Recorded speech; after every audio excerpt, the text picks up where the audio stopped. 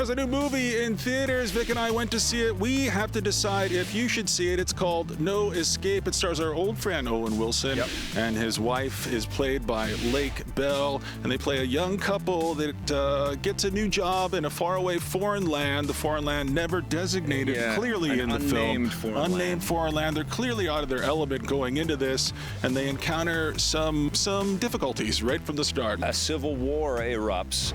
Get out of the pool! Come here!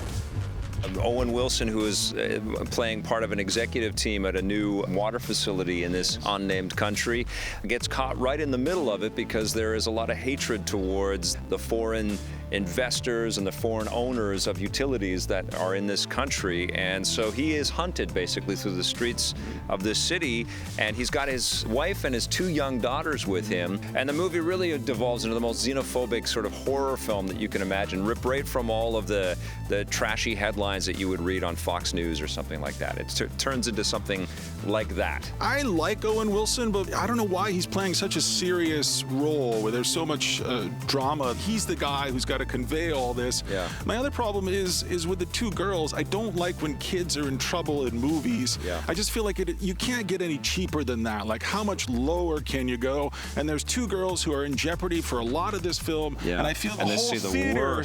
I feel the whole theater wincing at how awful this is, and mostly I'm wincing at just how lowbrow the directors and the producers are to decide that this was a good idea to put these kids in trouble. It is the lowest common denominator in action film language. Come on! There's a tank! This is trading on our fears of all of these terrorist activities that are happening all over the world right now and are percolating in all kinds of fashion across our news. And this is also trying to create a what-if scenario for any American, I think, really, sort of placing themselves out of context into a different country and preying upon their fears. I really had a sense of the terror and the dread and the world closing in and the people closing in. I mean, as a horror movie, as an exhilarating kind of ride through this preposterous stuff, it was really freaky. And I felt for those kids. I felt for the danger. I also thought that Lake Bell and Owen Wilson really delivered on their part of the performance. Get to the roof!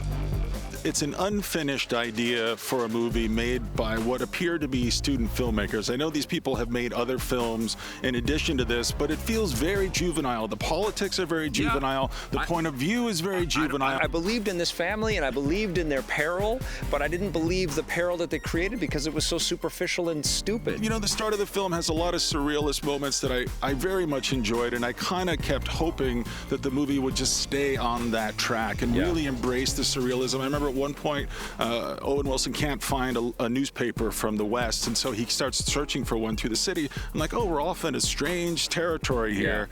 And I thought, let's stay on that track. Let's keep going down that road.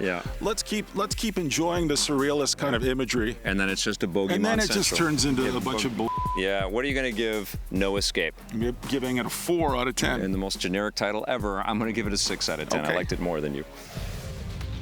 EP's movie coverage is brought to you by Nintendo, makers of Splatoon for the Wii U.